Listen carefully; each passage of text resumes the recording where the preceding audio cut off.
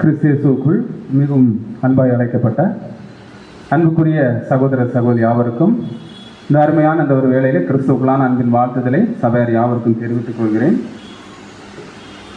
தேவனுடைய பெரிதான கிருபை இன்றும் கிருபையோடு ஒரு நாளை நமக்கு ஜீவனாய் கூட்டி தந்து இந்த நாளிலும் கூட அவருடைய மகத்துவமுள்ள வார்த்தைகளை நாம் கேட்கும்படியாக நமக்கு கிருபை செய்தவரான நம்முடைய பிதாவாகிய தேவனுக்கு நம்முடைய ஆண்டவராக இயேசு கிறிஸ்து மூலமாக இந்த வேளையிலும் கூட நாம் நன்றிகளையும் துதிகளையும் ஸ்தோத்திரங்களோடு இந்த ஒரு கூடைக்குள்ளாக நாம் கடந்து செல்லலாம். அன்பு சகோதரர் அறிவித்த வண்ணமாக ஆவியில் ஜெனிப்பிக்கப்படுதல்ங்கிற ஒரு தலைப்பில் நாம் அன்றைக்கி சற்று நேரம் என்ன பண்ணனாலும் ஒரு பாடத்தை நாம் தியானிக்கலாம். ஸோ இந்த ஆவியில் ஜெனிப்பிக்கப்படுதல்ங்கிற இந்த ஒரு பாடத்துக்கு நாம் தேர்ந்தெடுத்திருக்கிற ஆதார வசனம் 2 கொரிந்தியர் 5ஆம் அதிகாரம் 17ஆம் வசனம். 2 கொரிந்தியர் 5ஆம் அதிகாரம் 17ஆம் வசனம். இப்படி இருக்க ஒருவன் கிறிஸ்துவுக்குள் இருந்தால் புது சிருஷ்டியாய் இருக்கிறான், பழையவைகள் ஒழிந்து போயின, எல்லாம் புதிதாயின. அப்போ ஆவியில் ஜெனிப்பிக்கப்படுதல்ங்கிற இந்த ஒரு தலைப்புக்கு ஆதாரமாக எடுத்திருக்கக்கூடிய ஒரு வசனம் என்ன வசனம்னா, ஒருவன் கிறிஸ்துவுக்குள் இருந்தால் புது சிருஷ்டியாக இருக்கிறான், பழையவைகள் எல்லாம் ஒழிந்து போயின, எல்லாம் புதிதாயின. அப்படின்னா அன்புக்குரிய சகோதர சகோதரே, இந்த பாடத்தினுடைய தலைப்புக்கும் இந்த ஆதார வசனத்துக்கும் என்ன சம்பந்தம்? ஏதாவது தெரியல?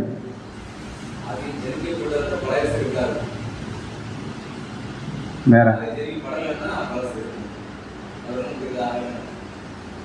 ஏன்னா 2 விஷயம் பார்க்குறோம். ஒன்று, பழையவைகள் ஒழிந்து போயின, எல்லாம் புதிதாயினங்கிறது தான்.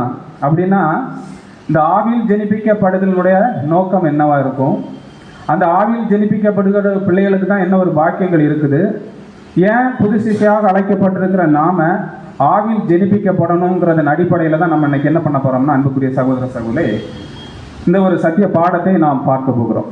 உதாரணத்துக்கு இந்த ஒரு பிக்சரை பாருங்கள். ஒரு இளம் செடி பூமியில் இருந்து முளைத்து வரக்கூடிய ஒரு தன்மை எப்படி இருக்கும்னா, ஒன்றும் அறியாத ஒரு தன்மையில் தான் இருக்கும். ஆனால் அந்த செடியானது நாள்பட வளர்ந்து வளர்ந்து வளர்ந்து வளர்ந்து பெருசாகும்போது அதனுடைய தன்மை எப்படி இருக்கணும்னா, நல்ல பூத்து காய் காய்த்து கனி கொடுக்கக்கூடிய ஒரு தன்மைக்கு என்ன வரணும்னா அந்த மரமானது வரணும். அப்போ தான் அந்த மரம் இந்த பூமியில் ஒரு விதையாக விழுந்து இந்த மண்ணில் வளர்ந்ததுக்கான ஒரு சாத்தியக்கூறு என்னன்னா தேவன் படைத்த படைப்புக்குள்ளே இருக்குன்னு நம்ம பார்க்குறோம். அப்போ தேவன் படைத்த எல்லா படைப்புகளுக்கும் ஏதாவது ஒரு வகையில் ஒரு தன்மை இருக்குது.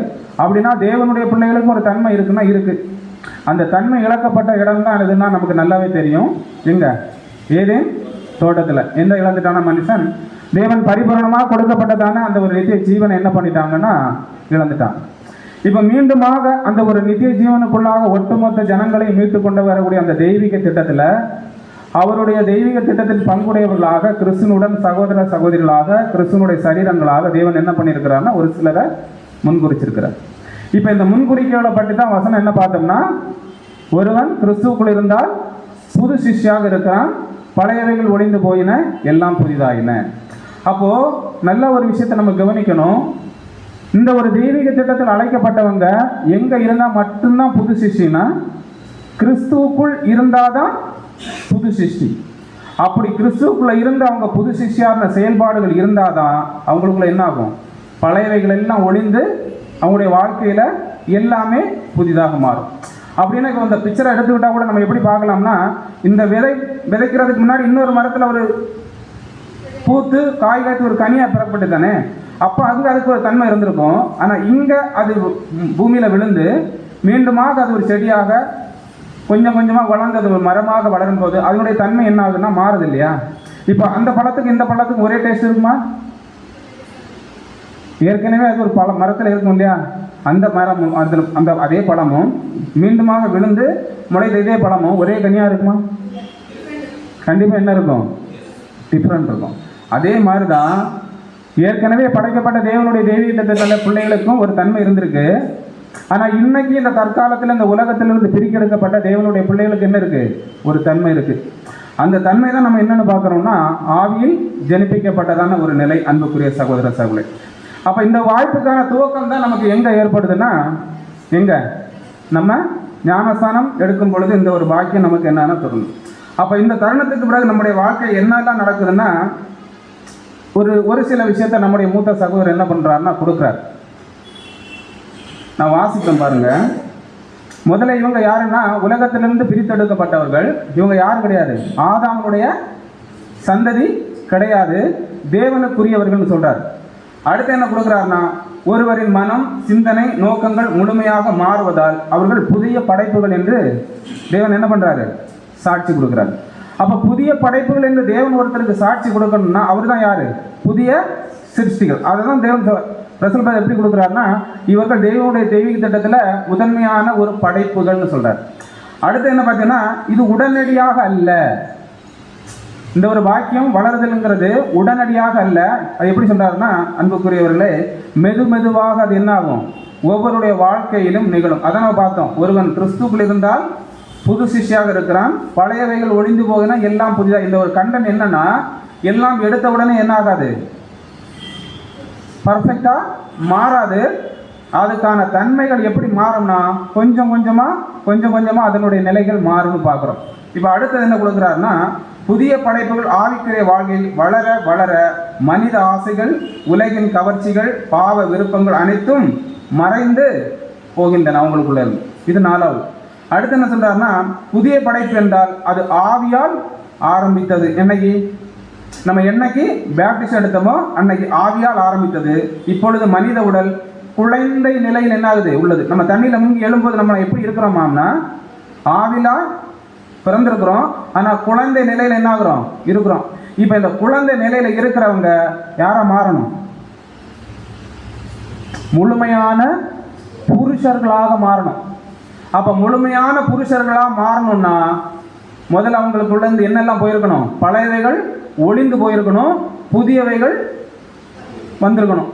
அப்படி வந்திருக்கணும்னா அவங்க வாழ்க்கை அர்ப்பணிப்பின் நாள்ல இருந்து யாருக்குள்ளே இருக்கணும், கிறிஸ்துவுக்குள்ளாக இருக்கணும். அன்புக்குரிய சகோதரர், அப்ப குழந்தைகளா இருக்கும். நாம மரித்து உயிர் தெழும் போது, உதாரணத்துக்கு நம்ம இருக்கிறோம், சத்தியத்துக்குள்ள வந்துட்டோம், பாடங்கள் கேட்கிறோம், படிக்கிறோம், நிறைய தியானங்கள் பண்றோம், எல்லாம் பண்றோம்.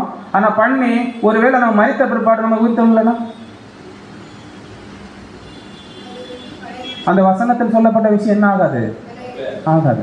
அப்படின்னா நம்ம வாழ்ற வாழ்க்கையின் அடிப்படையில் ஆவியில் ஜெனிப்பிக்கப்பட்டு நமக்குள்ள இருக்கிற எல்லா விதமான பழைய விஷயங்களும் புறம்பே போய் நம்முடைய மறுரூபமாகுதல்ங்கிற ஒரு விஷயம், நம்ம மரித்து உயிர் தழும்போது அந்த மறுரூபமாகிறதுக்கு தன்மை, அதாவது கிறிஸ்துவின் சாயலை தரித்து கொள்றதுக்கு தகுதியான ஒரு வாழ்க்கை தான் என்னன்னா, பழையவைகள் ஒளிந்து எல்லாம் புதிதாயினங்கிற ஒரு விஷயம். அப்போ இந்த ஒரு வாழ்க்கை முறைக்குள்ள நம்ம வரணும்னா, நாம் மரித்து ஒரு நொடி பொழுதிலே, இமை பொழுதிலே நாம் மறுரூபமாகக்கூடிய பாக்கியத்தில் இந்த காலகட்டத்தில் இருக்கிறோம். அப்படி நம்ம ஆகணும்னா நம்ம வாழ்கிற வாழ்க்கை முழுக்க யாருக்குள்ள இருக்கணும், ஆண்டவராகிய இயேசு கிறிஸ்துவுல இருக்கணும். அப்போ இந்த வாழ்க்கைக்கு பின்னாடி யாருடைய சித்தமானது நமக்குள்ள நிறைவேறணும்னா, யாருடைய சித்தம், தேவனுடைய சித்தம். அப்போ தேவனுடைய சித்தம் நமக்குள்ள நிறைவேறணும்னா நம்ம ஆவியில ஜெனிப்பிக்கப்படணும்.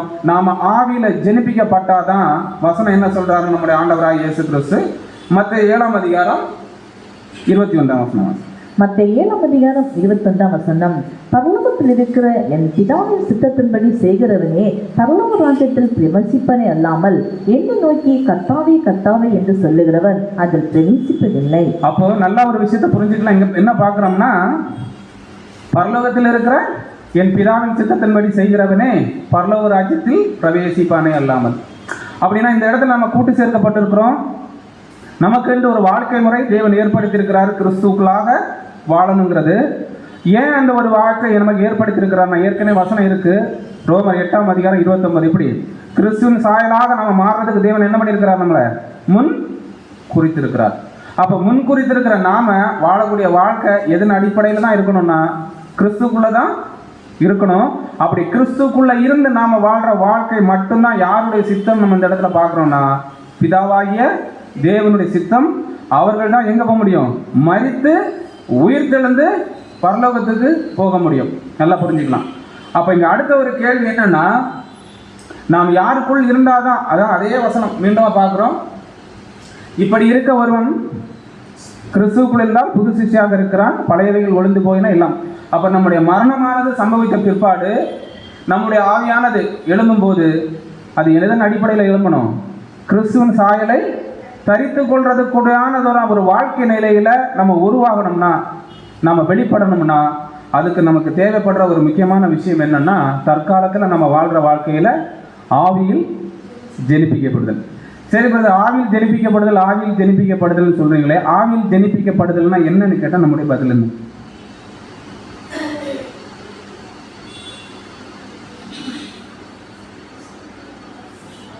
ஆவியில் ஜெனிப்பிக்கப்படுதல்னா நம்முடைய பதில் என்ன?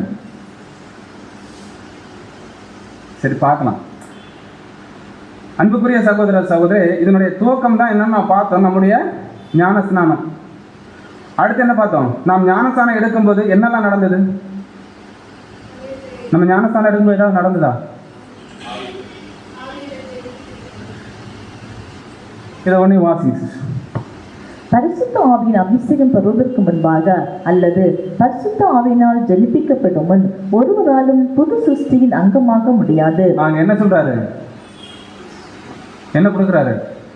பரிசுத்த ஆவியின் அபிஷேகம் பெறுவதற்கு முன்பாக அல்லது பரிசுத்த ஆவியினால் ஜெனிப்பிக்கப்படுவன் ஒருவனும் புது சிஷ்யாக மாற முடியாது. நான் வசனம் என்ன பார்த்தோம்? ஒருவன் கிறிஸ்துவுக்குள் இருந்தால் புது சிஷ்யாக இருக்கிறான். அப்போ ஆவியில் ஜெனிப்பிக்கப்பட்டவன் தான் எங்க இருப்பாங்க? கிறிஸ்துவுக்குள்ளாக இருப்பாங்க. அவங்க தான் யாரு? புதிய சிருஷ்டிகள். அடுத்த வாசி. மாம்சத்துக்கும் ஒரு பகுதியை பொருத்துவதும் மறுபகுதியை புது சிருஷ்டிக்கும் பொருத்துவதுமாகிய இரட்டிப்பான வேலை அவசியம் என்பதே வேத வசனங்கள் கூறும். வேத வசனம் நமக்கு என்ன சொல்லுது? ஒரு பகுதியை மாம்சத்துக்கும் ஒரு பகுதியை எதுக்கு? புது சிருஷ்டிக்கும் பொருத்தணும். ஏன்?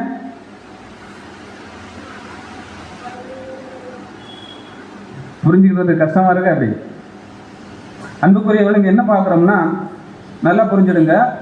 மாம்சத்துக்கு ஒரு பகுதியை பொருத்துவதும் மறுபகுதியை புது சிருஷ்டிக்கு பொருத்துவதுமாகிய இரட்டிப்பான வேலை அவசியம் என்பதே வேத வசனம் நமக்கு சொல்றதான விஷயமாக கருத்தாகும். அப்போ புது சிருஷ்டியானது பலி செலுத்தப்படவில்லை. புது சிருஷ்டி என்ன பண்ணப்படலை? புது சிருஷ்டி பலி செலுத்தப்படப்படல. அடுத்தது வாசி. மேலும் பழைய சிருஷ்டி அபிஷேகம் பண்ணப்பட்டது. பழைய சிருஷ்டி என்ன பண்ணப்படல? அபிஷேகம் பண்ணப்படல. இப்ப கேள்வி, புது சிருஷ்டி பலியிடப்பட்டதா பழைய சிருஷ்டி பலியிடப்பட்டதா? கிளியர் தானே? அடுத்தது என்னது? மறுபடியும் கூறுகிறோம், புது சிருஷ்டியை அபிஷேகம் பண்ணப்பட்டது. புது சிருஷ்டியை அபிஷேகம் பண்ணப்பட்டது. இப்ப என்ன புரிஞ்சுக்கலாம்னா, பழைய சிருஷ்டி என்ன பண்ணப்பட்டிருக்கு? பலி இடப்பட்டிருக்கு. புதிய சிருஷ்டி தான் என்ன பண்ணப்பட்டிருக்கு? அபிஷேகம் பண்ணப்பட்டிருக்குங்கிற விஷயத்துல நம்ம முதல்ல என்ன ஆகிடும்னா தெளிவாயிடலாம். அப்படின்னா இந்த ஒரு சம்பவம் நம்முடைய வாழ்க்கையில எங்க நடந்தது? ஞான ஸ்நானத்துல. அதான் பார்க்கிறோம். பழைய மனுஷன், இது யாரு? புதிய மனுஷன். இப்போ பழைய மனுஷன் எங்க போயிட்டான்? நம்ம தண்ணியில முங்கும் போதே என்ன பண்றான்? மரித்து போகிறான். அடுத்தது புதிய மனுஷன் தண்ணிக்குள்ள இருந்து வெளியே வரும்போது அந்த ஒரு பாக்கியத்தை என்ன பண்றான்? புதிய மனுஷனாக மாறுறான். இப்போ அதான் வசனம் பார்க்குறோம். ரோமர் 6:2 என்ன கொடுக்குறாங்கன்னா, பாவத்துக்கு மரித்த நாம். அப்போ உண்மையான இந்த சத்தியத்தின் அடிப்படையில் வந்து கிறிஸ்துவின் வழியை பின்பற்றணும் என்று உறுதி எடுத்து தேவனே உன் சித்தம் செய்ய வரணும்னு நம்ம உடன்படிக்கை செய்த பிற்பாடு தண்ணிக்குள்ள முங்கும் போது என்ன செய்யறோம்? பாவத்துக்கு மரித்த நாம். அடுத்த வசனம் என்ன சொல்லுதுன்னா, ரோமர் 6:7 என்ன சொல்லுது?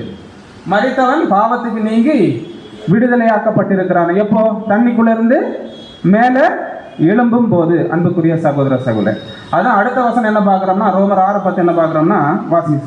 ரோமர் 6:10 அவர் மரித்தது பாவத்திற்கென்று ஒரே தரம் மரித்தார். யாரை பத்தி சொல்றாரு? ஆண்டவராகிய இயேசு கிறிஸ்துவை பத்தி. அவர் மரித்தது பாவத்திற்கென்று ஒரே தரம் என்ன பண்ணியிருக்கிறார்னா மரித்திருக்கிறார்.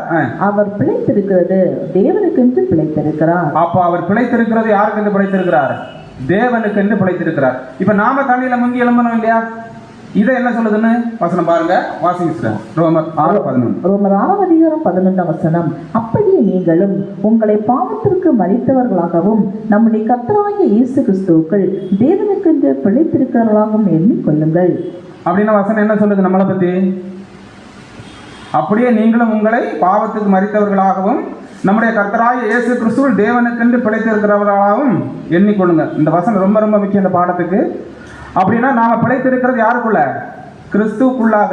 யாருக்கென்று பிழைத்திருக்கிறோம்? தேவனுக்கென்று பிழைத்திருக்கிறோம்.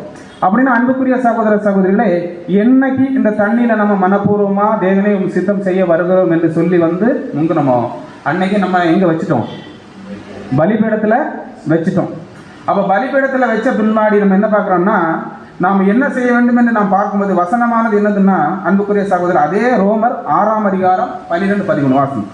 ரோமர் 6ஆம் அதிகாரம் 12 முதல், ஆகையால் நீங்கள் சரீர இச்சைகளின்படி பாவத்திற்கு கீழ்ப்படியத்தக்கதாக சாவுக்கேதுவான உங்கள் சரீரத்தில் பாவம் ஆளாதிருப்பதாக நீங்கள் உங்கள் அவயவங்களை அநீதியின் ஆயுதங்களாக பாவத்திற்கு ஒப்புக்கொடாமல் உங்களை மரித்தொழிந்து பிழைத்திருக்கிறவர்களாக தேவனுக்கு ஒப்பு கொடுத்து உங்கள் அவயவங்களை நீதிக்குரிய ஆயுதங்களாக தேவனுக்கு ஒப்பு கொடுங்கள். இப்போ இந்த 2 வசனம் என்ன சொல்லுது? பாவத்துக்கு மரித்த நாம் என்ன ஆயிட்டோம்? புதிய மனுஷனாக கிறிஸ்துவுக்குள்ளாக என்ன பண்ணியாச்சுன்னா உயிர் தெழுந்தாச்சு. இப்போ எப்படி அவர் மரித்து பாவத்துக்கு மரித்து தேவனுக்கென்று படைத்திருக்கிறாரோ, இப்போ நாமளும் என்ன பண்ணியிருக்கிறோம்? கிறிஸ்துவுக்குள்ளாக தேவனுக்கென்று படைத்திருக்கிறோம்.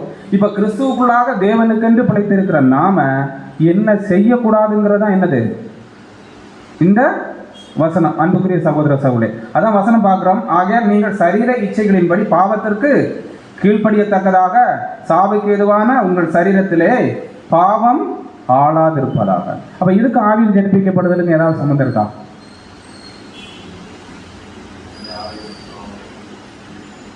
வசனம் என்ன சொல்லுது? பாவத்துக்கு கீழ்ப்படியத்தக்கதாக உங்கள் பாவ சரீரம் என்ன செய்யக்கூடாது? ஆளாது இருப்பதாக. அடுத்த வசனம் என்ன பார்க்கிறோம்? நீங்கள் உங்கள் அவயங்களை அநீதியின் ஆயுதங்களாக உங்களை மரித்தொழிந்து பிழைத்திருக்கிறவர்களாக தேவனுக்கு ஒப்பு கொடுத்து உங்கள் அவயங்களை நீதிக்குரிய ஆயுதங்களாக தேவனுக்கு ஒப்பு கொடுங்க.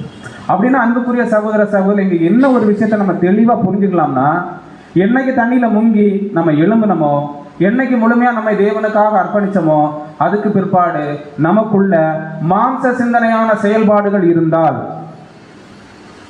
மாம்ச சிந்தனையான காரியங்கள் நமக்குள்ள செயல்பட்டால் நம்ம யாருக்குள்ள இருக்க மாட்டோம்? கிறிஸ்துக்குள்ள இருக்க மாட்டோம். யாருக்கென்றும் வாழவும் மாட்டோம். தேவனுக்கென்று வாழவும் மாட்டோம். அன்புக்குரிய சகோதர சகோதரி, அப்படின்னா இங்க 2 வாய்ப்பு நமக்கு. ஒன்று, புது சிசியுடைய அந்த ஒரு சாயலை தரித்து கொள்றதுக்கு நம்ம எடுக்கக்கூடிய முயற்சியில மேற்கொண்டு என்ன ஆகணும்? நடக்கணும். இல்லைன்னா பழைய சிந்தனை கூட நம்ம என்ன ஆகணும்? நடக்கணும். ஆனால் நமக்கு வசனம் என்ன சொல்லுது? உங்களால் 2 எஜமான்களுக்கு ஊழியம் செய்ய முடியாது. அப்போ ஏதாவது ஒன்று நம்ம என்ன பண்ணி ஆகணும்? கட் பண்ணியே ஆகணும். அப்போ எதையாவது ஒன்று நம்ம கட் பண்ணலைன்னா, நம்ம ரோமரில் 10-11 பார்த்தோம் இல்லையா? கிறிஸ்துவுக்குள்ளாக தேவனுக்கென்று பிழைத்திருக்கிறீர்கள் என்று சொல்லப்பட்ட வசனம் நமக்குள்ள என்ன ஆகாது? அப்ளை ஆகாது. அப்படின்னா அன்புக்குரிய சகோதர சகோதரே, ஒன்று பழைய மனுஷனுடைய செய்களை கலைந்து போடணும். இதை செய்ய நமக்கு என்ன தேவை? பழைய மனுஷனுடைய செய்கைகளை நம்ம கலைந்து போடுறது நமக்கு என்ன தேவை? பரிசுத்தாவி நமக்கு தேவை. சூப்பர். வசனம் வாசிங்க சிஸ்டர். ரோமர் 6ஆம் அதிகாரம் 8ஆம் அதிகாரம் 13. ரோமர் 8ஆம் அதிகாரம் 13 வசனம், மாம்சத்தின்படி பிழைத்தால் சாவீர்கள், ஆவியினாலே சரீரத்தின் செய்கைகளை அழித்தால் பிழைப்பீர்கள். இப்ப நம்ம பார்த்துட்டு வர கண்டென்ட் உங்களுக்கு புரியுதா? என்னைக்கு பேப்டிசம் எடுத்தோமோ, எடுத்து மேற்கொண்டு நாம வாழக்கூடிய நாட்கள்ல நாம இருக்க வேண்டியது எங்க? கிறிஸ்துவுக்கு உள்ள. ஏன் கிறிஸ்துக்குள்ள இருக்கணும்? அதுதான் தேவனுக்காக நாம வாழ்ற வாழ்க்கை. அந்த வாழ்க்கை நம்ம வாழும் பட்சத்தில் பழையவர்கள் என்ன ஆயிரும்? ஒளிந்து போகும். புதிய வகைகள் நமக்குள்ள என்ன ஆகும்? ஆகுங்கிறத நம்ம பார்த்தோம். அப்படின்னா அன்புக்குரிய சகோதர சகோதரிலே, இப்போ நம்ம பார்த்தோம் இல்லையா? என்ன பார்த்தோம்? பழைய மனிதனுடைய செய்திகளை நம்ம கலந்து போனோம்னா நமக்கு என்ன தேவைன்னு பார்க்கும்போது தேவனுடைய ஆவி தேவை. ஏன் தேவனுடைய ஆவி நமக்கு தேவை? பழையவைகளை ஒளிந்து போகணும். அப்படின்னா அன்புக்குரிய சகோதரர், அதே ரோமர் 8ஆம் அதிகாரம் 14 வாசி. அதிகாரம் 14 வசனம், மேலும் எவர்கள் தேவனுடைய ஆவியினால் நடத்தப்படுகிறார்களோ அவர்கள் தேவனுடைய புத்திரனாய் இருக்கிறார்கள். எவர்கள் பழைய மனுஷனுடைய செய்கைகளை நம்ம கலைந்து போடணும், நமக்கு என்ன வேணும்? தேவனுடைய ஆவி வேணும். உண்மையா இல்லையா? இப்ப பழைய மனுஷனுடைய செய்கைகளை நம்ம கலைந்து போடுறதுக்கு நமக்கு தேவனுடைய ஆவி தேவைன்னா, அவருடைய புத்திரரா மாறுறதுக்கு நமக்கு என்ன தேவைப்படுது?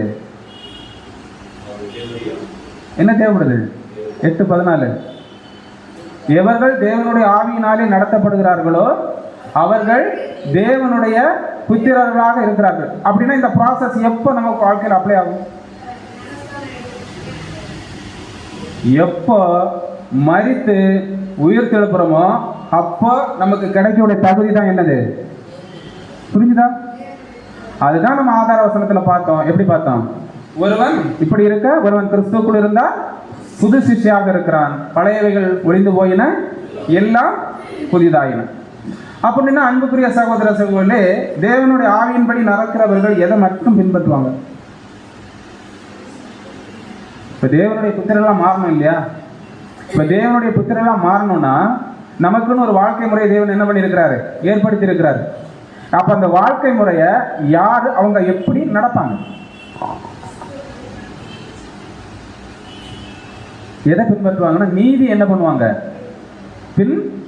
ஏன் நீதியை பின்பற்றணும்? சீரியஸான விஷயம். ஏன் நீதியை பின்பற்றணும்? ஓகே, நம்ம ஏன் நீதியை பின்பற்றணும்? ஆரம்பத்திலே பார்த்தோம்ல, கிறிஸ்துவுக்குள் ஒருவன் இருந்தால் புது சிஷ்யாக இருக்கிறான். அப்ப கிறிஸ்துவுக்குள்ள இருக்கிறவன் புது சிஷ்யா இருக்கிறான்னா அவன் தான் என்ன பண்றான்னா மரித்தும் கிறிஸ்துவுக்குள் பிழைத்திருக்கிறான். யாருக்காகனா? தேவனுக்காக பிழைத்திருக்கிறான். இப்ப தேவனுக்காக பிழைத்திருக்கிறவன் என்ன ஒரு வாழ்க்கை வாழணும்னா பழைய மாம்ச காரியங்களை என்ன பண்ணணும்? அழிக்கணும். அப்படி அவன் அதை அழிக்கணும்னா அவனுக்கு என்ன தேவை?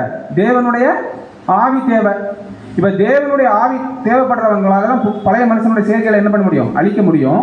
அடுத்து நம்ம என்ன பார்த்தோம்னா, தேவனுடைய ஆவியால் எவர்கள் வழிநடத்தப்படுகிறார்களோ அவர்கள் தேவனுடைய புத்திரர்களா இருக்கிறார்கள். அப்படின்னா அன்புக்குரியவர்களே, இந்த புத்திரரா இருக்கிறார்கள் ஒரு விஷயம் பார்க்கிறோம் இல்லையா?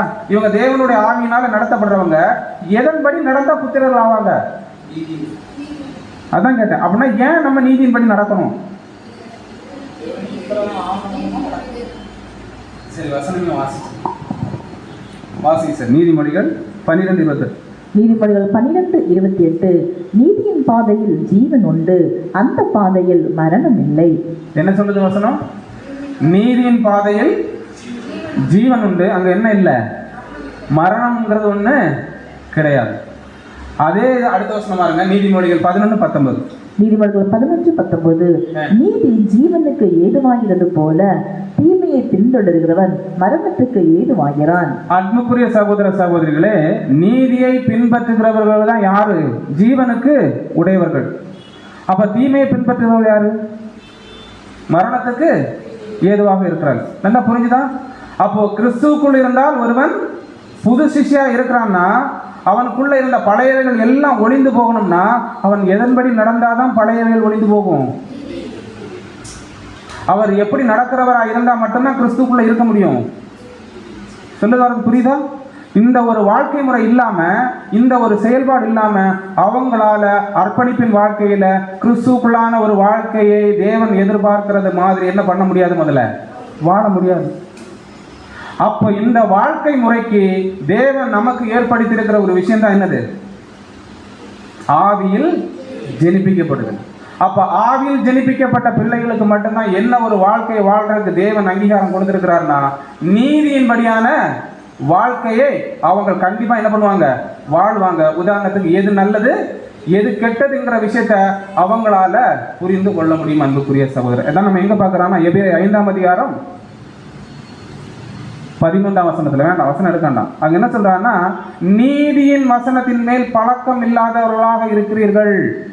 சரியான நேரத்துல சரியான ஒரு முடிவை நம்மளால எடுக்க முடியலன்னா, நம்ம எதன்படி வாழலன்னா நீதியின் வசனத்தின் மேல் பழக்கம் உள்ளவர்களாக நம்ம இல்லை. அதனால நம்மளால என்ன பண்ண முடியாது? நல்லது எது கெட்டது என்கிற ஒரு பகுத்துணர்வை நம்மளால எடுக்க முடியாது. அப்போ பகுத்துணர்வு ஒரு முடிவை நம்மளால எடுக்க முடியலன்னா நாம ஆவியில் ஜெனிப்பிக்கப்படவில்லை. அப்படின்னா அன்புக்குரிய சகோதர சகோதரர்களே, இப்போ நான் இந்த அதாவது பரம கானானுக்கு போய் கொண்டிருக்கிறதான இந்த பாதையில நம்முடைய வாழ்க்கைக்கு தேவையான எல்லா விஷயங்களையும் தேவன் எங்க தான் வச்சிருக்கிறான்னு அன்புக்குரிய சகோதர சகோதரர்களே, இந்த பைபிளுக்குள்ளதான் என்ன இருக்கு. அப்ப இதுதான் என்னன்னா நமக்கான நீதியான விஷயங்கள் தேவன் வச்சிருக்கிறாரு. அந்த நீதிக்கு கீழ்ப்படுகிறவங்கள்னா யாரு? புதிய சிருஷ்டிகள். இந்த புது சிருஷ்டி எங்க இருக்குன்னா கிறிஸ்துக்குள்ளாக இருக்கு. அடுத்து நம்ம என்ன பார்க்குறோம்னா, ஆவியில் ஜெனிப்பிக்கப்படுவதற்கும் வசனத்தை பின்பற்றுவதற்கும் சம்பந்தம் இருக்கா? ஆவியில் ஜெனிப்பிக்கப்படுவதற்கும் வசனத்தை பின்பற்றுவதற்கும் சம்பந்தம் இருக்கா? அப்படி சம்பந்தம் இருக்குன்னா என்ன சம்பந்தம்?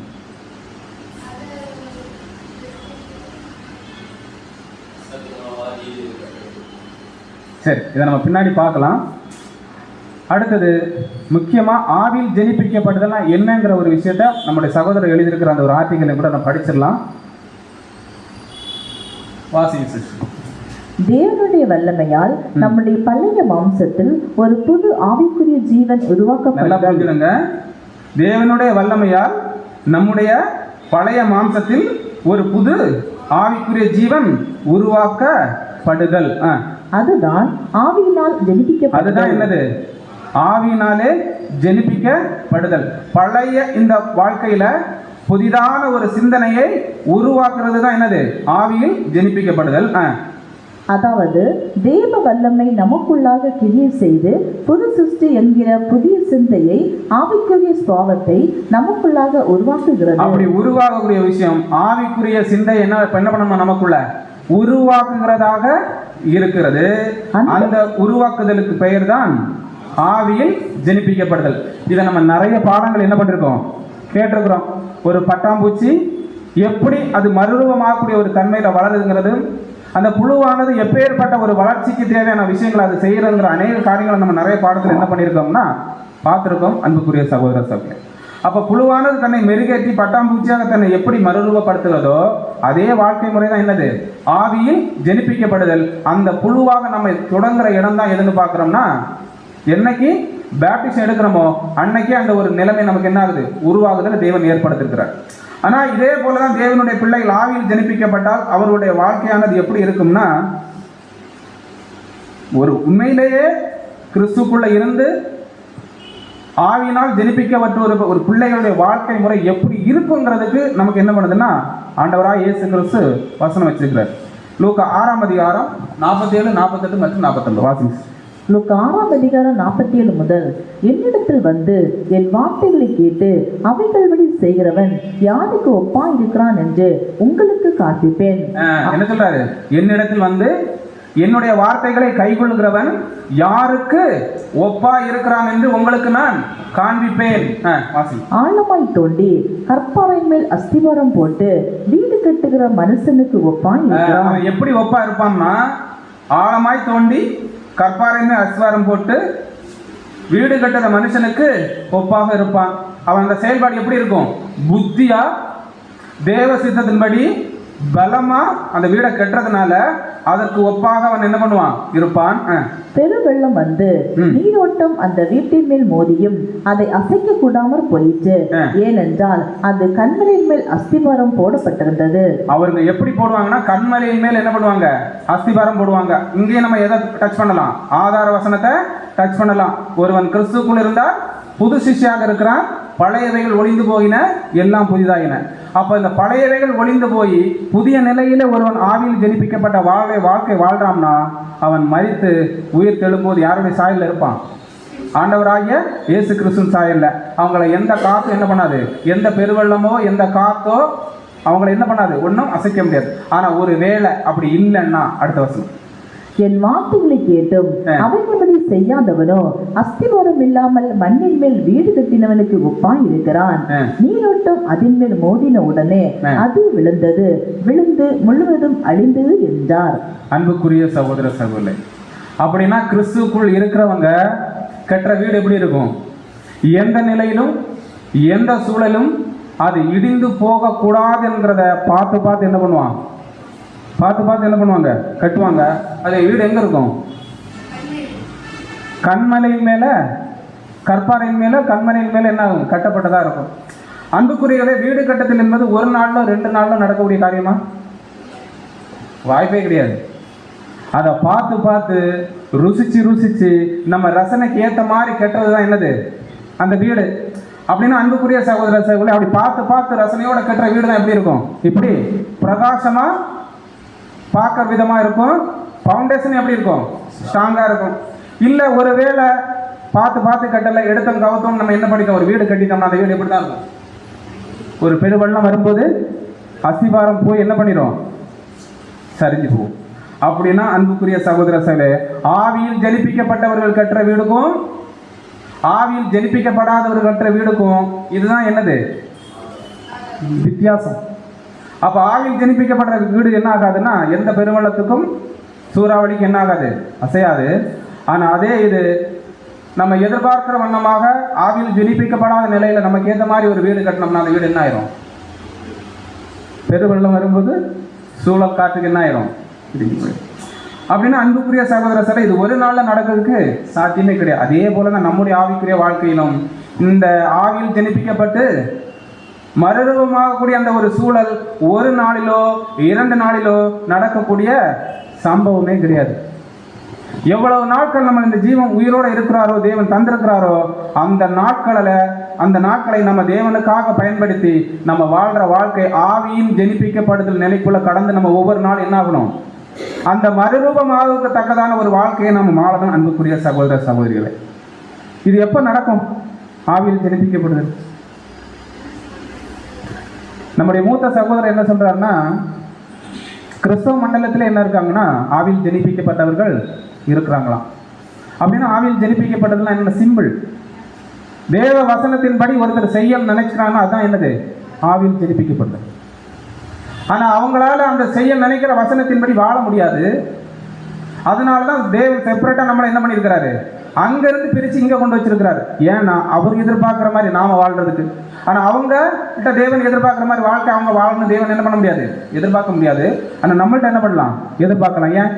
நம்ம தான் என்ன பண்ணிட்டோம்? உடன்படிக்கையில கையெழுத்து போட்டாச்சு. அப்படின்னா அன்புக்குரிய சகோதர சகோதரி, இங்க என்ன ஒரு விஷயம் பார்க்கணும்னா, இது எப்ப வேணாலும் நம்முடைய வாழ்க்கையில என்ன பண்ணலாம்? நடக்கலாம்.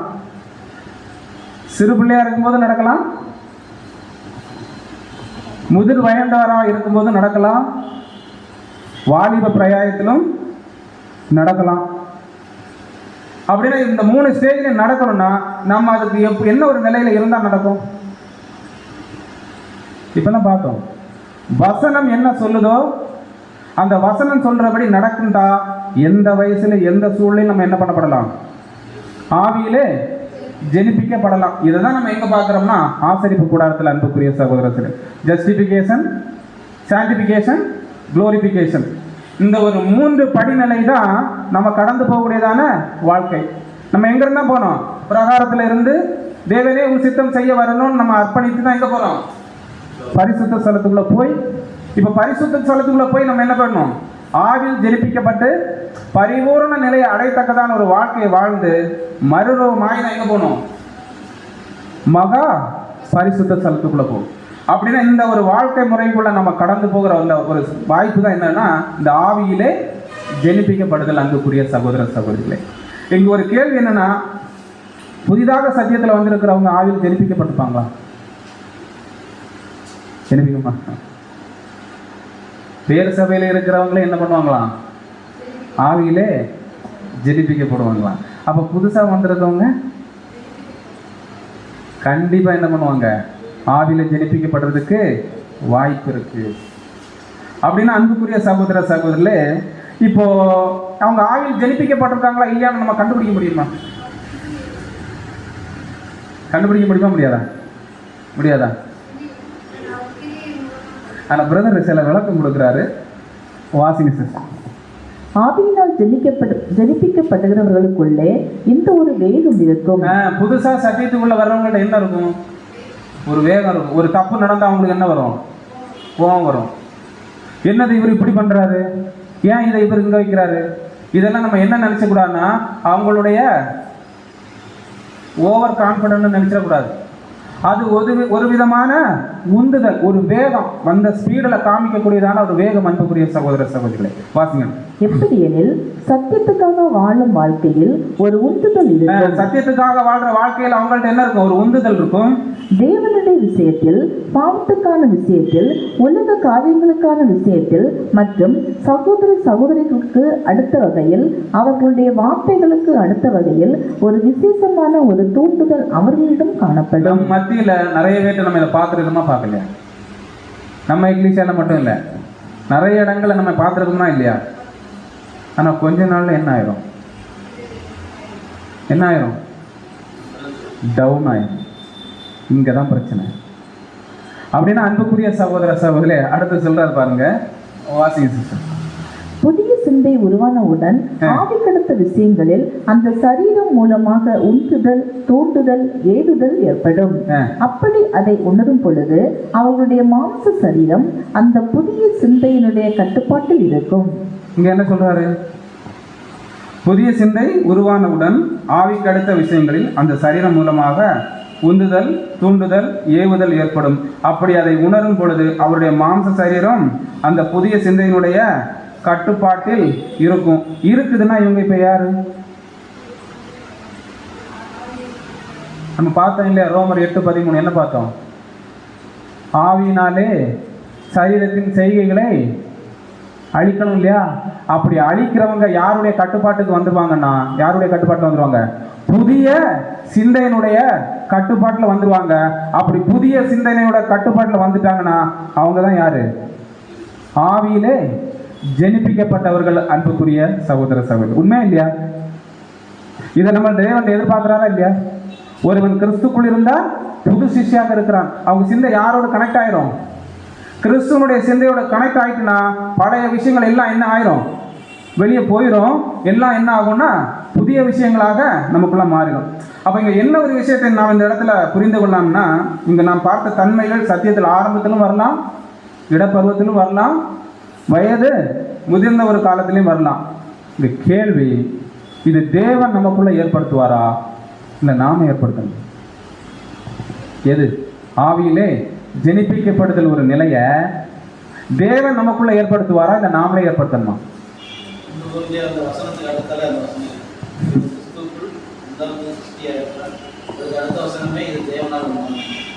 தேவனால் உண்டான ஈவன் இருக்கும்.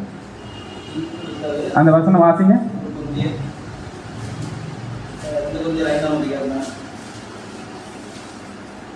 இவையெல்லாம் தேவனால் உண்டாயிருக்கும். அப்படின்னா அன்புக்குரிய சகோதர சகோதரிகளே, இங்க என்ன ஒரு விஷயம் பார்க்கலாம்னா, ஆவியில் ஜெனிப்பிக்கப்படுதல் தேவன் என்ன பண்ண மாட்டாரு?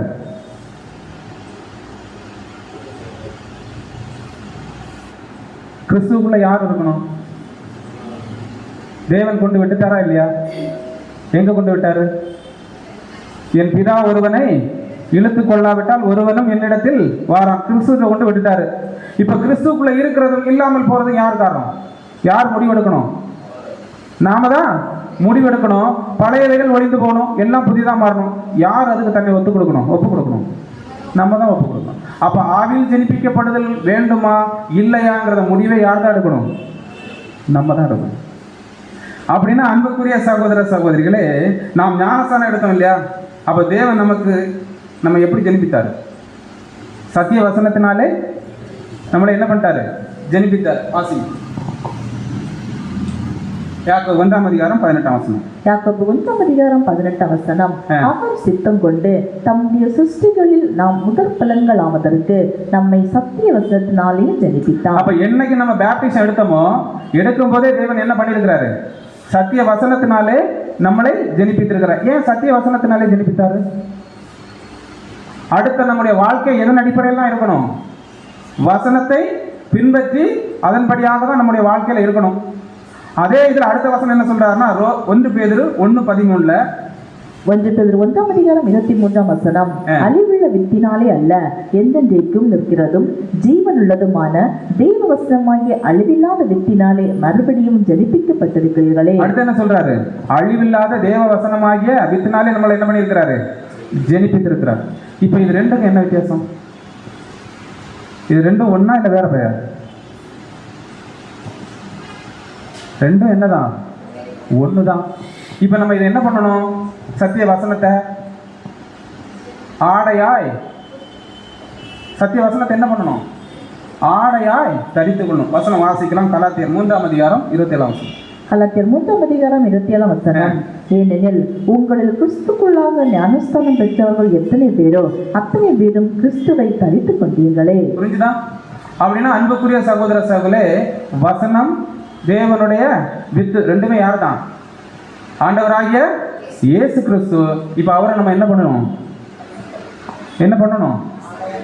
அதுக்கு பேரு தான் என்னது? நீதியின் வஸ்திரம். எங்கே கொடுத்துட்டாரு? தண்ணியிலிருந்து எழும்பி மேலே வரும்போது அதை என்ன பண்ணிட்டாரு? நம்ம கொடுத்துட்டாரு. இப்போ அது என்ன பண்ணணும்? கரப்படாம பார்த்துக்கணும். அப்ப யாரெல்லாம் கரப்படாத ஒரு நிலையில வாழ்றாங்களோ அந்த வாழ்க்கை தான் ஆவியில் ஜெனிப்பிக்கப்பட்ட வாழ்க்கை.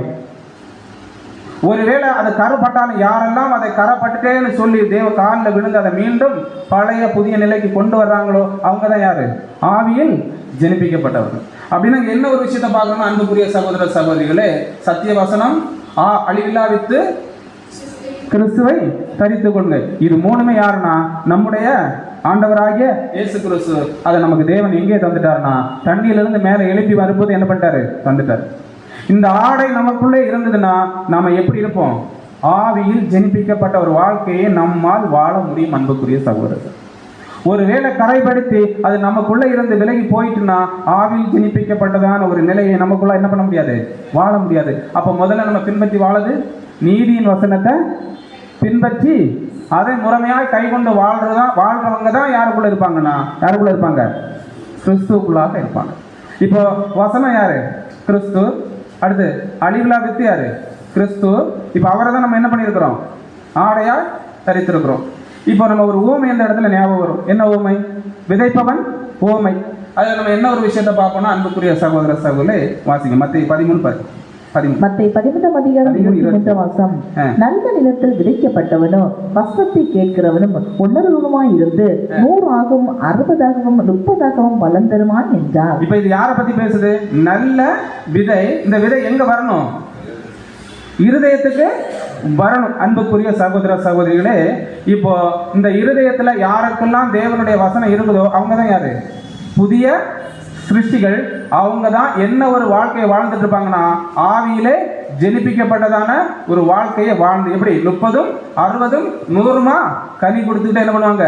இருப்பாங்க. மரித்து உயிர் தள்ளும்போது என்னங்க? கிறிஸ்துவின் சாயலை தரித்துக்கணும். இதுக்கு நம்ம எப்படி புரிந்து கொள்ளலாம் அன்புக்குரிய சகோதர சகோதரி? ஆவியில் ஜெனிப்பிக்கப்பட்டது நமக்கு நடக்க வேண்டுமானால் நம்ம என்ன செய்யப்படணும்னா நாம் நல்ல நிலமாக முதல் என்ன பண்ணணும்? அடுத்தது என்ன நடந்தால் நமக்குள் ஆவியில் ஜெனிப்பிக்கப்படுறது நடக்கும்? நிலத்தில் விழுந்த விதையை எடுத்து பாதுகாத்து என்ன பண்ணணும்? வளர்த்து கனி கொடுக்கணும். அப்ப நமக்கு நல்லாவே தெரியும் அந்த விதை என்னது? தேவனுடைய வசனம். அப்படின்னா அன்புக்குரிய சகோதர சகோதரே, இந்த இடத்துல தான் கொஞ்சம் வித்தியாசம். இப்ப தேவன் நமக்கு வசனம் தந்திருக்கிறார் இல்லையா? இப்ப இது இருதயத்துல இருக்கா?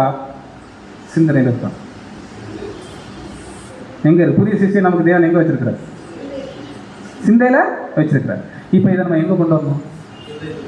இருதயத்துக்கு கொண்டு வரணும். அந்த வாழ்க்கை தான் ஆவியில் ஜெனிப்பிக்கப்படுது வாழ்க்கை.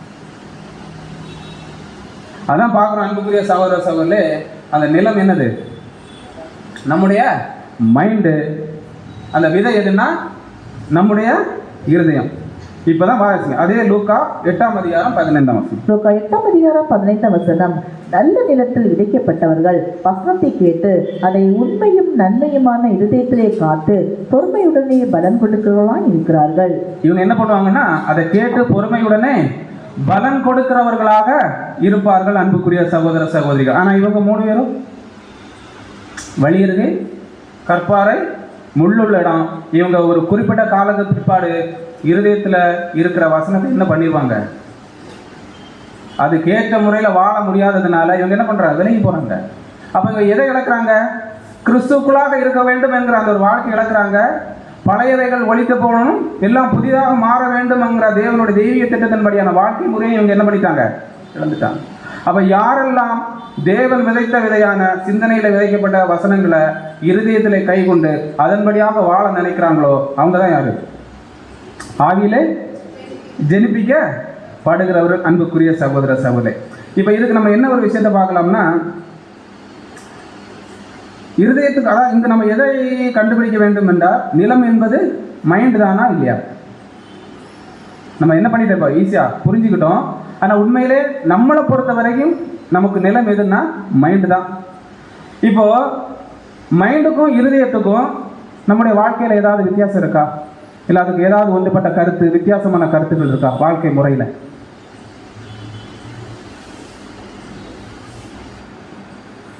நமக்கு தேவன் எங்க வச்சிருக்கிற சிந்தைய மைண்ட்ல, இப்ப அதை எங்க கொண்டு வரணும்? அங்க வசனம் இருக்கு, இதை இப்ப எங்க கொண்டு வரணும்? இருதயத்தை கொண்டு வரணும். இப்படி கொண்டு வந்தா நம்முடைய வாழ்க்கையில என்ன நடக்கும், நமக்கு என்ன கிடைக்கும்ங்கிறத அடுத்து நம்ம பார்க்க போறோம். இப்ப இதுக்கு தான் நான் என்ன கேள்வியா கேட்கிறேன்னா, இந்த மைண்ட்ல இருந்து இருதயத்துக்கு கொண்டு வர்றதுக்கும் அந்த வசனங்களை இருதயத்துல கொண்டு வந்து செயல்படுத்துறதுக்கும் வாழ்க்கை முறையும் வித்தியாசங்கள் இருக்கான்னு கேட்குறேன். கொஞ்சம் மருத்துவ ரீதியா நம்ம சில விஷயங்களை பார்க்கலாம். இப்போ உதாரணத்துக்கு ஏதேன் தோட்டம் இருக்கு இல்லையா?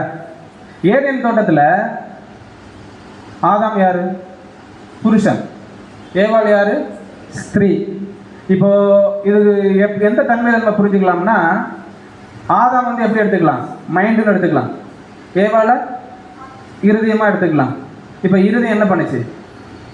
தன்னிச்சையா செயல்பட்டது. உண்மையா இல்லையா? ஆதாமுடைய ஆலோசனையை கேட்காம தன்னிச்சையாக செயல்பட்டதுனால என்ன வந்தது?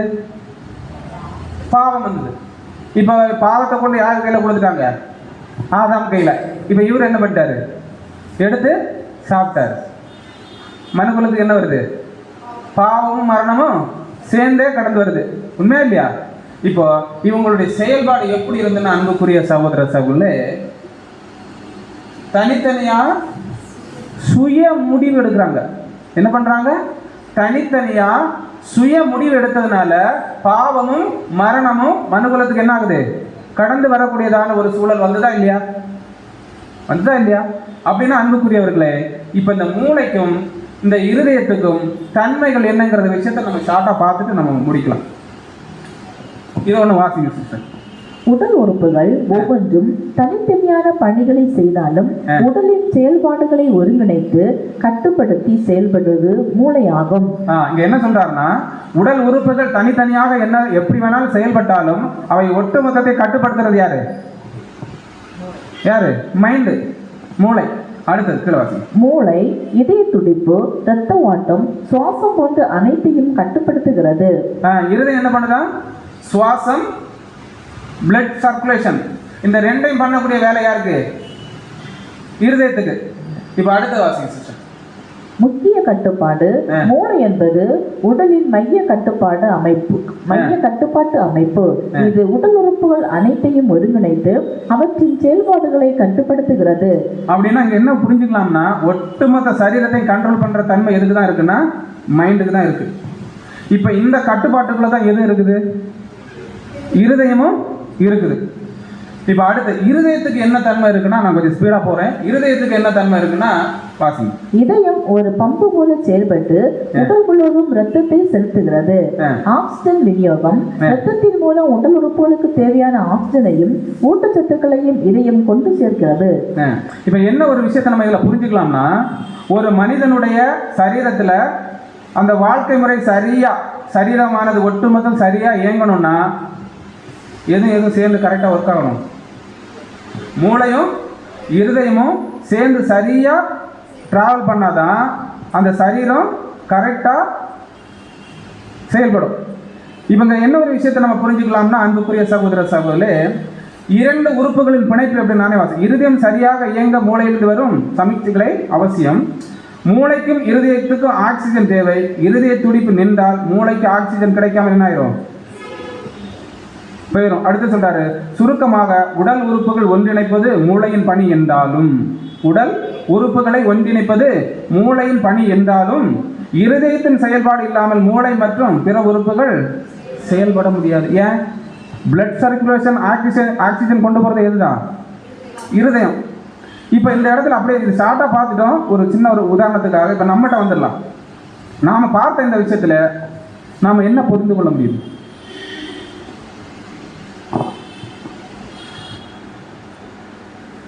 மூளையினுடைய கட்டுப்பாட்டில் இருதயம் இருக்கும் வரைக்கும் தான் அந்த சரீரத்துக்கு என்ன இருக்காது? எந்த விதமான உயிர் சேதவோ ஆபத்துகளோ இருக்காது. உண்மையா இல்லையா? ஒன்றுக்கொன்று சுயமாகவோ ஒன்றுக்கொன்றுக்கு தனியாகவோ செயல்பட்டா என்ன வந்துடும்? மரணம்ங்கிறது சரீரத்துக்கு வந்துடும். இப்ப என் கேள்வி என்னன்னா, நல்லா புரிஞ்சிடுங்க. நீதிமொழிகள் 6:18. நீதிமொழிகள் 6:18 தீயவற்றை செய்ய திட்டமிடும் மனது. இப்ப ஏன் இந்த வசனத்தை நான் போடணும்னா, இப்ப நம்ம யாருடைய கண்ட்ரோல்ல இருந்தோம்? சத்தியத்துக்குள்ள வர்றதுக்கு முன்னாடி பழைய மனுஷனுடைய கண்ட்ரோல்ல இருந்தோம். உண்மையா இல்லையா? இந்த 3 வசனமே ஒரே வசனம் தான். இப்ப நாம யாருடைய கண்ட்ரோல்ல இருக்கோம்னா, பழைய சிந்தையினுடைய கண்ட்ரோல். ஒட்டுமொத்த நரம்பு மண்டலமும் எங்க போகுது? ஒவ்வொரு பார்ட்ஸுக்கும் போய் அந்த பார்ட்ஸ்ல இருந்து அந்த நரம்பு மண்டலம் எங்க வருது? இருதயத்துக்கு வருது. ஏன் வருதுன்னா, இருதயத்துல இருந்தா என்ன போகணும்? ஆக்சிஜனும் பிளட் சர்க்குலேஷனும் போண்டியதா இருக்கிறதுனால இது ஒட்டுமொத்த கண்ட்ரோல் எங்க தான் இருக்கு? ஒன்றுக்கு ஒன்று மாறாக பின்னி பிணைஞ்சுதான் என்ன ஆகுது? இருக்கு. இப்படி இருக்கிறதுனால வசனம் என்ன பார்க்கணும்னா, தீயவற்றை செய்ய திட்டமிடும் மனது. அடுத்து என்ன பார்க்கணும்னா, சதி திட்டங்களை வகுக்கும் உள்ளம். அடுத்து துராலோசனையை பிணைக்கும் இருதயம். மூணுமே என்னதான்? ஒண்ணுதான். எது வரைக்கும் இருக்கு வரைக்கும் இது இப்படியே இருக்கும்னா, பழைய சிந்தனையோட தொடர்புல இருக்கும் வரைக்கும் இது எப்படிதான் இருக்கும்? தீமையா தப்பு தப்பா செயல்பாடுகளை உருவாக்கிட்டே தான் இருக்கும். ஏன்னா அதுக்கு கொடுக்கறது யாரு? பழைய மனுஷன். அன்புக்குரிய சகோதர சகோதரி, இவங்க என்ன ஒரு விஷயம்னா, இருதயத்தால தனித்தனியா செயல்பட முடியுமானா முடியும். முடியுமா முடியாதா? இருதயத்தை மனிதனோட உடம்புல இருந்து எடுத்துட்டா அதால செயல்பட முடியுமானா முடியும். ஒரு குறிப்பிட்ட நிமிடம் அதால தன்னிச்சையாக மின்சாரத்தை பயன்படுத்தி என்ன பண்ண முடியுமா? செயல்பட முடியும். செயல்பட்டுதா இல்லையா? தன்னிச்சையா எங்க? ஏதேன்ல செயல்பட்டுதா இல்லையா? ஏதாவது ஆலோசனை கேட்டதா? எந்த ஆலோசனை என்ன பண்ணல? கேட்கல. சாத்தான் சொன்ன ஆலோசனை அப்படியே கேட்டு என்ன பண்ணுது? நடந்துச்சு. ஒட்டு மொத்தமும் என்ன ஆச்சு? கொலப்சாச்சு. அப்படின்னா அன்புக்குரிய சகோதர சகோதரி, என்ன ஒரு விஷயத்த பார்க்கலாம்னா, ஒரு உதாரணத்துக்கு ஒரு இருதய மாற்று சிகிச்சை பண்றோம்னா, இப்பமே இருதயத்தை எவ்வளவு நேரத்துக்குள்ள கொண்டு போகணும்? ஒரு குறிப்பிட்ட மணி நேரத்துக்குள்ள கொண்டு போகணும். கொண்டு போகலைன்னா இருதயம் என்ன ஆயிரும்? அது வரைக்கும் அந்த இருதயம் இயங்குது இல்லை. எப்படி? தன்னிச்சையாக அதால என்ன பண்ண முடியுமா? செயல்பட முடியும். இப்ப அதே மாதிரி நாம தன்னிச்சையா செயல்பட்டா எப்போ? பழைய மனுஷன்கிட்ட இருக்கும்போது இல்லை. இதோ தேவனே உன் சித்தம் செய்ய வருகிறோம் வந்துட்டு பழைய மனுஷனோட இருந்து நமக்கு ஏத்த மாதிரி தன்னிச்சையா செயல்பட்டா கிறிஸ்துக்குள் இருக்குன்னு சொல்ல முடியுமா? நமக்குள்ள பழையது ஒழிந்து போகும்னு சொல்ல முடியுமா? எல்லாம் புதிதாக மாறும்னு சொல்ல முடியுமா? அன்புக்குரிய சகோதர சகோதரிகளே, இந்த ஒரு இதுக்கு ஏற்ற மாதிரி அருமையான ஒரு ஆர்டிகல் கிடைச்ச அன்புக்குரிய சகோதர சகோதரி. அது என்ன போட்டிருக்காங்கன்னா, மூளை நம் உடலின் பேரரசின் ராஜா என்றால் இருதயம் அந்த மனைவியின் அந்த மன்னரின் கீழ்ப்படிதலான மனைவி. அப்போ இதுல இருந்து நம்ம இந்த அர்ப்பணிப்பின் ஜீவ வாழ்க்கைக்குள்ள நம்ம வந்த பிற்பாடு நாம வாழக்கூடிய வாழ்க்கை எப்படி இருக்கணும்னா, ராஜாவுக்கு கீழ்ப்படியணும். நமக்கு ராஜா யாரு? ஆண்டவராகிய இயேசு கிறிஸ்து. எங்க இருக்காரு? நம்முடைய சிந்தையில. இப்ப இவருக்கு நம்ம கீழ்ப்படிஞ்சாதான் நம்ம யாரு? ராணி. இவருக்கு கீழ்ப்படியலன்னா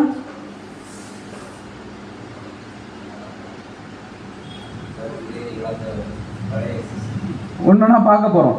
அப்படின்னா இதுல நமக்கு என்ன பாடம் அன்புக்குரிய சகோதரே? ஆவியில் ஜெனிப்பிக்கப்படுதலுக்கும் இந்த ஒரு சூழலுக்கும் நமக்குள்ள ஏதாவது சம்பந்தம் இருக்கானா? இருக்கு.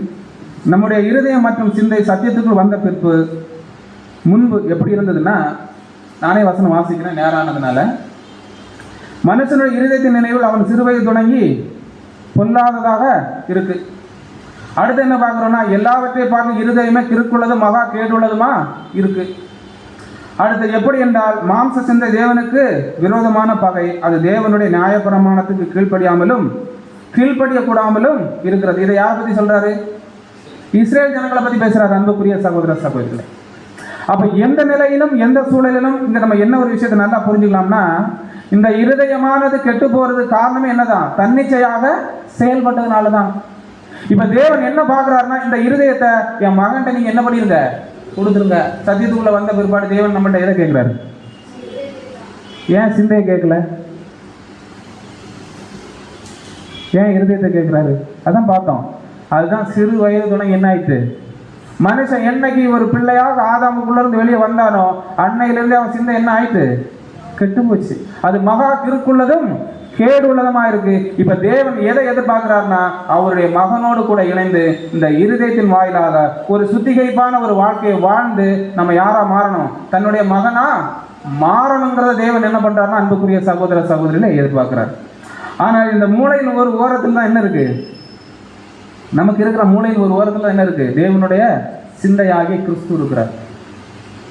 அப்படின்னா ஒரு மனுஷனுடைய மூளையில 7 விதமான சிந்தனைகள் இருக்கு. அதெல்லாம் இப்ப பார்த்தா என்ன ஆயிரும், நேரம் ஆயிரும். அதுல ஒரு சிந்தை தான் என்னன்னா ஆவிக்குரிய சிந்தை. இப்போ பழைய மனுஷனுடைய எல்லா தொடர்புகளோடு இருக்கிற நாம அன்புக்குரிய சகோதர சகோதரே இங்க என்ன ஒரு விஷயத்தை பார்க்கலாம்னா என்ன பாருங்க, இந்த பிக்சர் இதுதான் மூளையினுடைய ஒட்டுமொத்த கட்டுப்பாடு, நரம்பு மண்டலத்தினுடைய செயல்பாடு, எல்லா உறுப்புகளையும் கண்ட்ரோல் பண்றது. இப்ப நம்ம என்ன வாழ்க்கை வாழணும், பழைய மனுஷனுடைய தொடர்புடைய விஷயத்த உதாரணத்துக்கு தீமை என்ன பண்ணக்கூடாது, பேசக்கூடாது. ஆனா பழைய மனுஷ சிந்தனையோட நம்ம இருந்தா என்ன பண்ணிட்டு தான் இருப்போம், பேசிட்டு தான் இருப்போம். இப்ப தேவன் நம்மகிட்ட என்ன எதிர்பார்ப்பாரு, புதிய சிந்தையோட இருதயம் கனெக்ட் ஆகுதா இல்லையா, கனெக்ட் ஆனாதான் எதை கட் பண்ணும், தீமை பேசுதல கட் பண்ணும். புரியுதா நான் சொல்ல வர்றது? இப்ப பழைய சிந்தனையோட தான் எது இருக்கு, இருதயம் இருந்தா நம்ம தீமை பேசுவோமானா என்ன பண்ணுவோம், பேசுவோம். தேவனுக்கு விரோதமான செயல்பாடுகளை ஈடுபடுவோமானா ஈடுபடுவோம். ஆனா அப்ப நம்ம என்ன செய்யணும், பழைய சிந்தனையோட தொடர்பை கட் பண்ணிட்டு எங்க கொண்டு கட் பண்ணணும், தொடர்படுத்தணும், ஆண்டவராகிய இயேசு கிறிஸ்துவின் தொடர்பு. ஆனா உடனே விடுவானா,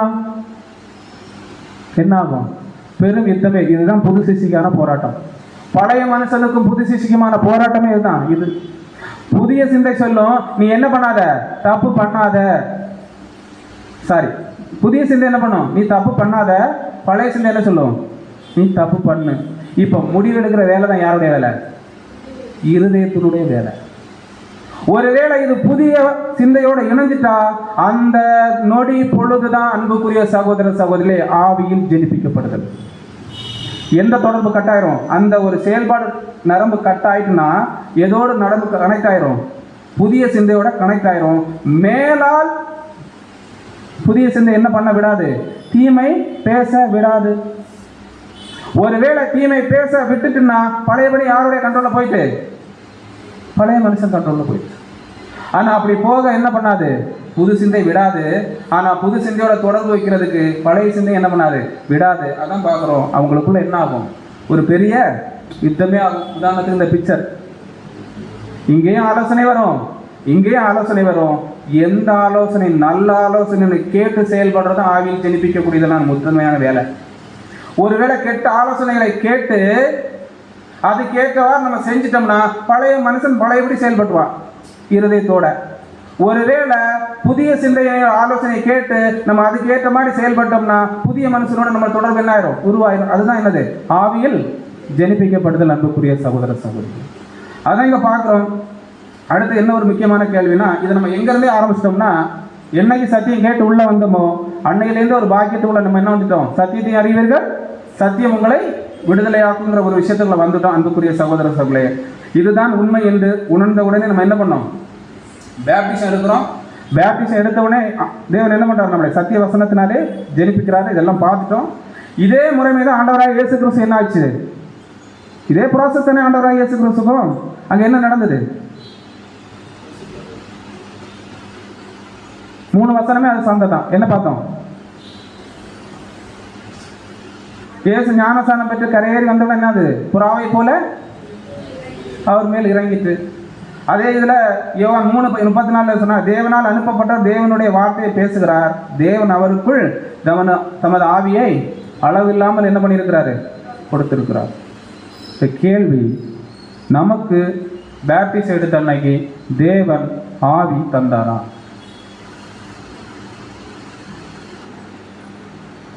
இயேசு கிறிஸ்துக்கு என்ன பண்ணியிருக்காரு, கொடுத்திருக்கிறாரு.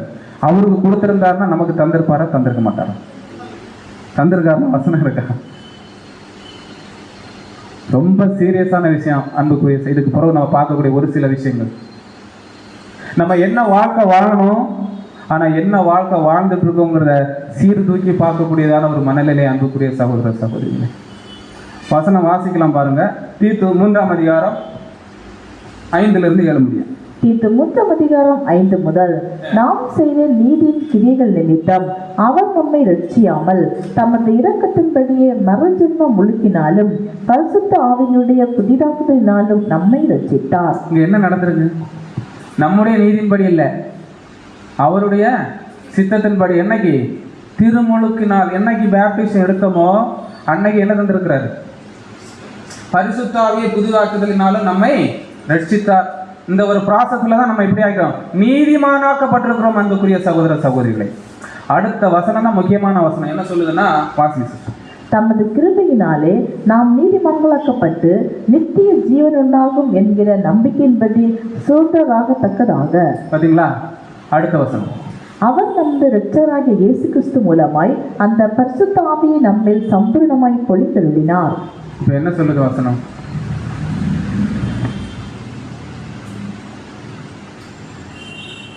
அவர் தமது இரட்சகராகிய இயேசு கிறிஸ்து மூலமாய் பரிசுத்த ஆவியை நம்மேல் சம்பூர்ணமாய் பொழிந்தருளினார். சரி, வேற ஏதாவது பைபிள்ல வசனம் இருக்கா பிரதர்னு பார்த்தா திருவில்லியத்துல என்னது இருக்கு? வாசிங்க. 3ஆம் அதிகாரம் 6ஆம் வசனம். அவர் நம் மீட்பராகிய இயேசு கிறிஸ்துவின் வழியாக தூய ஆவியை நம்மீது நிறைவாக பொழிந்தார். ஏன் நிறைவாய் நமக்கு பரிசுத்த ஆவியை தேவன் தந்திருக்கிறார்? இயேசு கிறிஸ்துவும் கொடுத்திருக்கிறார் இல்லையா? அவர் வாங்கி என்ன பண்ணார்? தேவனுக்கு விரோதமா ஏதாவது செஞ்சாங்களா? மற்றவங்களுக்கு எதிராக ஏதாவது செஞ்சாரா? யாருக்கு எதிராக அவர் என்ன பண்ணல? அப்ப நமக்கு தந்திருக்கிறார்கள்.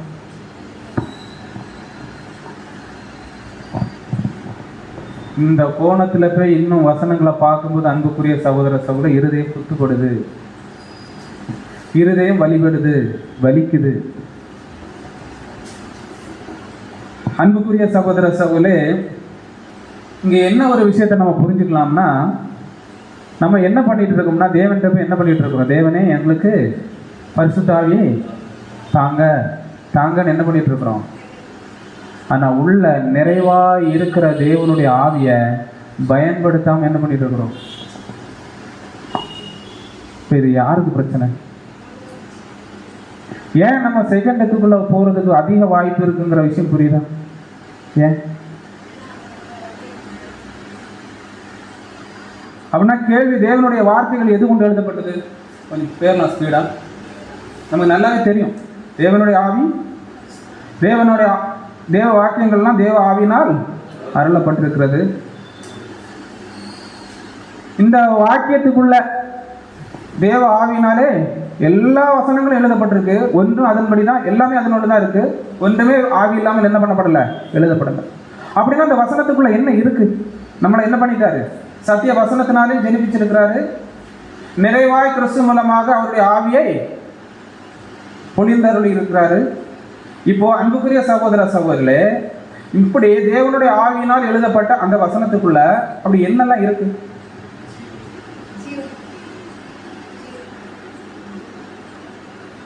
வசன வாசிங்க. யோவான் 6ஆம் அதிகாரம் 63.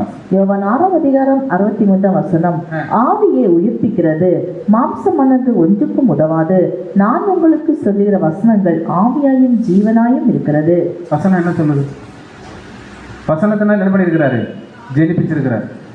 இப்ப நம்ம வசனத்தை கை கொண்டாதான் என்ன நடக்கும்? ஆவியிலே ஜெனிப்பிக்கப்படுதல் நடக்கும்.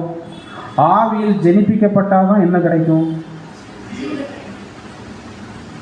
சீரியஸான விஷயமோ இல்லை சாதாரண விஷயமோ? ஒரு வேளை அன்புக்குரிய சகோதர சகோதரர் வசனத்துக்கு எதிரடையா செயல்பட்டா, வசனம் எப்படிப்பட்டது? இருபுறமும் கற்குள்ள பட்டயம். அதை நீ நல்ல விதமா கை கொண்டா அது உனக்கு ஜீவன். அதை தவறாக கை கொண்டால் கழுத்துக்கு கத்தி. அப்படின்னு அன்புக்குரிய சகோதர ஒரு பழமொழி இருக்கு தெரியுமா? கையில வெண்ணெயை வைத்துக் கொண்டு நெய்க்கு என்ன பண்ணுவாங்களாம். இந்த ஒரு நிலைமைக்குள்ள நம்ம வாழ்க்கை என்ன ஆயிடக்கூடாது அன்புக்குரிய சகோதர சகோதரிகளை. இந்த கோணத்தில் போய் இந்த சில வசனங்களை வாசிக்கும் போது தான் நான் சொன்னேன் இல்லை, இருதயத்தில் குத்துப்படுது, வேதனையாக இருக்குன்னு. வசனம் வாசிக்கலாம் பாருங்க. எபேசியர் 4ஆம் அதிகாரம் 30ஆம் வசனம். எபேசியர் 4ஆம் அதிகாரம் 30ஆம் வசனம். அன்றியும் நீங்கள் மீட்கப்படும் நாளுக்கென்று முத்திரையை பெற்ற பரிசுத்த ஆவியை துக்கப்படுத்தாதிருங்கள். நம்ம மீட்கப்படும் நாளுக்கென்று என்னை தந்தாரு. என்னைக்கு பேப்டிஸ்ட் எடுத்தோமோ அன்னைக்கு என்ன பண்ணிட்டாரு? தந்துட்டாரு. இப்போ என்ன சொல்றாரு? தேவனுடைய ஆவியை துக்கப்படுத்தா. நம்ம துக்கப்படுத்துறோமா படுத்தலையாங்கிறத நம்ம என்ன பண்ணணும்? அன்புக்குரிய சகோதர சகோதரி, பழைய சிந்தனையோடு, பழைய நினைவோடு, பழைய தீய செயல்களோடு நம்ம செயல்பட்டு இருந்தோம்னா முன் விளைவை பார்க்கிலும் பின் விளைவு கேடுள்ளதா இருக்கும். அதான் அடுத்த வாசம் பார்க்கணும். 1 தெசலோனிக்கேயர் 4:8. ஆகையால் அசட்டை பண்ணுகிறவன் மனுஷரை அல்ல, தேவனுடைய பரிசுத்த ஆவி என்ன பண்றான்? தந்தரன தேவனையே. இதுக்கு இயேசு கிறிஸ்து ஏதாவது வசனம் சொல்லியிருக்கிறாரா? என் நாமம் தூசிக்கப்பட்டால் அது மன்னிக்கப்படும். பரிசுத்த ஆவிக்கு விரோதமாக தூஷணம் செய்தால் இம்மையிலும் மறுமையிலும் மன்னிக்கப்படாது. இப்ப பரிசுத்த ஆவி எங்க இருக்கு?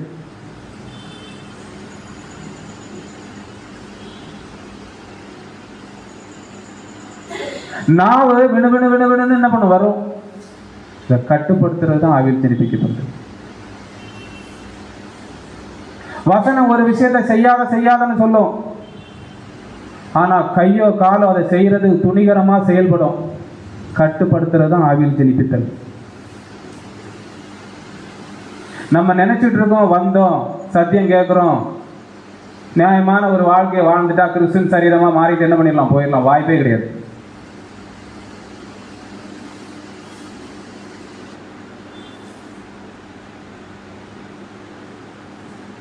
அன்புக்குரிய சகோதர சகோதரிகளே, இந்த வசனங்கள் எல்லாம் படிச்சுட்டு இன்னொரு வசனம் படிக்கும்போது இந்த வசனத்துக்கான ஒரு ஆழமான ஒரு உணர்வு ஏற்பட்டது. ஒரு முறை பிரகாசிக்கப்பட்டும் பரம ஈவை ருசி பார்த்தும். என்னைக்கு பிரகாசிக்கப்பட்டோம்? பேப்டிசம். வசனத்துல பார்த்தோமா இல்லையா? அப்போ ஒரு முறை தான் என்னது பிரகாசம். ஜீவன் போறதுக்கு முன்னாடி சுத்திகரிச்சு தேவன் எதிர்பார்க்கிறதான ஒரு வாழ்க்கையை கிறிஸ்துக்குள்ளாக வாழ்ந்தோம்னா அதுதான் ஆவியில் ஜெனிப்பிக்கப்படுதல். பழையவைகள் ஒளிந்து புதிதாக மாறும். இந்த வசனத்தினுடைய ஆழம் புரியுதா இல்லையா?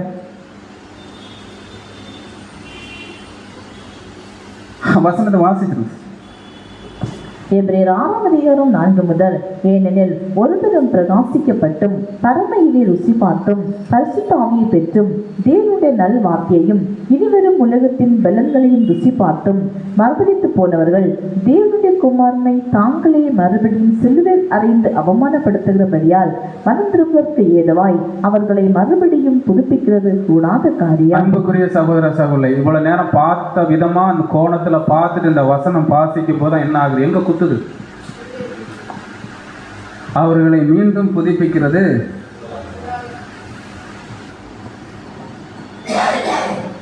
பிரேயர்ல கேட்போம். எப்படி கேட்போம்னா, தேவனே எங்க எல்லாரும் இன்னைக்கு என்ன பண்ணுங்க, பரிசுத்த ஆவியில நிரப்புங்க, எங்களை பரிசுத்த ஆவியில சம்பூர்ணமா நடத்துங்க. பரிசுத்த ஆவி தந்தது யாருக்கு? மற்றவங்க வாழ்றதுக்கா, நம்ம வாழ்றதுக்கா? அப்ப நான் போய் பரிசுத்த ஆவி மற்றவங்களுக்காக கேட்டோம்னா தேவன் எப்படி தருவார்?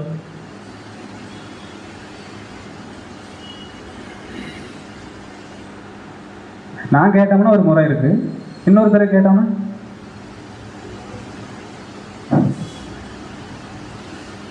அன்புக்குரிய சகோதர சகோதரி, நாம எந்த அளவுக்கு பழைய மனுஷ செயல்பாடுகளை அழிக்கிறோமோ, எந்த அளவுக்கு பழைய விஷயங்களை நம்முடைய வாழ்க்கையிலிருந்து நாம் தவிர்க்கிறோமோ, அதை புறம்பே தள்ளி போடுறோமோ. தேவனே இந்த விஷயங்களை என் வாழ்க்கையில நான் இனி என்ன பண்ணக்கூடாது, கடையை பிடிக்கக்கூடாது. நான் புதிய சிந்தை என்ன சொல்லுதோ அதை தான் நான் செய்யணும், அதன்படி தான் நான் வாழணும்னு நம்ம இருக்க இருக்க இருக்க தான் அன்புக்குரிய சகோதர சகோதரி நம்ம புது சிருஷ்டி. அவங்க தான் யாருக்குள்ள இருக்கிறாங்க? கிறிஸ்துக்குள்ள இருக்கிறாங்க.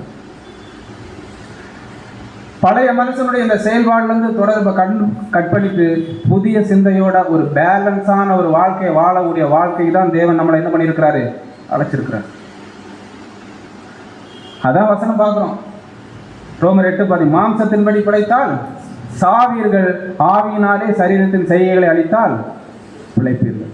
அதுக்குதான் தேவன் என்ன பண்ணியிருக்கிறாரு? சத்திய வசனத்தினாலே ஜெனிப்பித்து தேவனுடைய ஆவியை நமக்கும் என்ன பண்ணியிருக்கிறார்? கிறிஸ்து மூலமாக தந்திருக்கிறார். அடுத்த பார்க்குற 2 Corinthians 5:10, இப்படி இருந்தால்தான் ஒருவன் கிறிஸ்துக்குள்ள இருக்கிறான். யாரு? புது சிஷ்யாக இருக்கிறான், பழையவர்கள் ஒளிந்து. இந்த வசனம் திரும்ப திரும்ப திரும்ப திரும்ப என்ன ஆகுது? ஆயிடும்.